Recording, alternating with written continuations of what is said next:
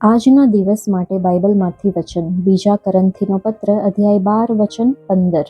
હું તમારા આત્માઓને વાસ્તે ઘણી ખુશીથી ખર્ચીશ, તથા હું પંડે પણ ખર્ચાઈ જઈશ.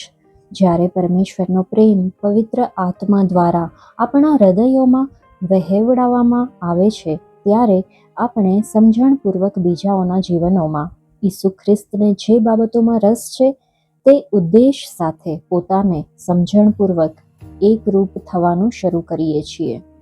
અને ઈસુને દરેક વ્યક્તિમાં વ્યક્તિગત રસ છે.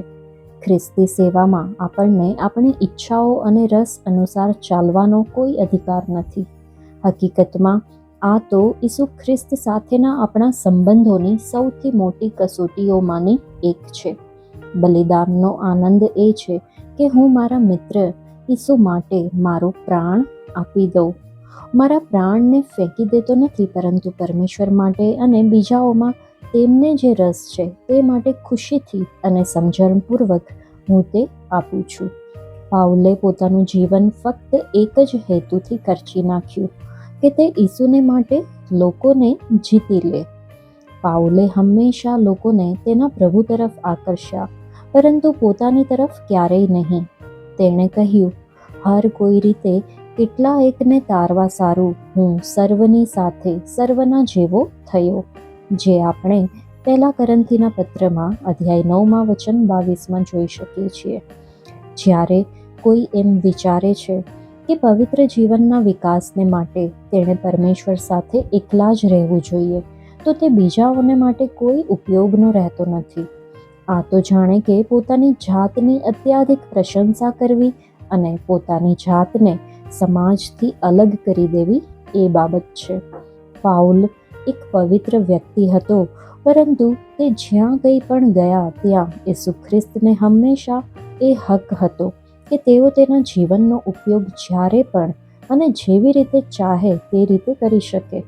આપણામાંના ઘણા લોકોને ફક્ત આપણા પોતાના જ લક્ષ્યોની પરવા હોય છે, અને ઈસુ પોતાની ઈચ્છા અનુસાર આપણા જીવનનો ઉપયોગ કરી શકતા નથી. પરંતુ જો આપણે સંપૂર્ણ રીતે તેમને સમર્પિત થઈએ છીએ, તો આપણી પાસે સેવા કરવાને માટે આપણા પોતાના કોઈ લક્ષ્ય હોતા નથી. પાઉલ કહે છે કે તિરસ્કાર કર્યા વગર કેવી રીતે પગલૂછણિયું બનવું, જેના પર લોકો પોતાના પગનો કચરો સાફ કરે, તે હું જાણું છું, કારણ કે ઈસુ પ્રત્યેની ભક્તિ તેના જીવનની પ્રેરણા હતી. આપણી ભક્તિ ઘણીવાર ઈસુ ખ્રિસ્ત પ્રત્યે નહીં, પરંતુ એવી બાબતો પ્રત્યે હોય છે જે આપણને એટલી આત્મિક સ્વતંત્રતા આપે છે જેટલી આપણને ખ્રિસ્ત પ્રત્યેનું સંપૂર્ણ સમર્પણ નથી આપતી. પાઉલનો ઉદ્દેશ સ્વતંત્રતા ક્યારેય નહોતો. હકીકતમાં તેણે એમ કહ્યું કે મારા ભાઈઓને બદલે હું પોતે જ શાપિત થઈને ખ્રિસ્તથી બહિષ્કૃત થાવ, એવી જાણે મને ઈચ્છા થાય છે, જે આપણે રોમનોને પત્રમાં અધ્યાય 9 વચન 3 જોઈ શકીએ છીએ. શું પાઉલ પોતાના તર્ક કરવાની ક્ષમતાને ખોઈ બેઠા હતા? ના, જરા પણ નહીં. વ્યક્તિ કે જેને પ્રેમ થઈ ગયો હતો તેના માટે આ અતિશયોક્તિવાળી વાત નહોતી, કારણ કે પાઉલ ઈસુ ખ્રિસ્તના પ્રેમમાં હતો.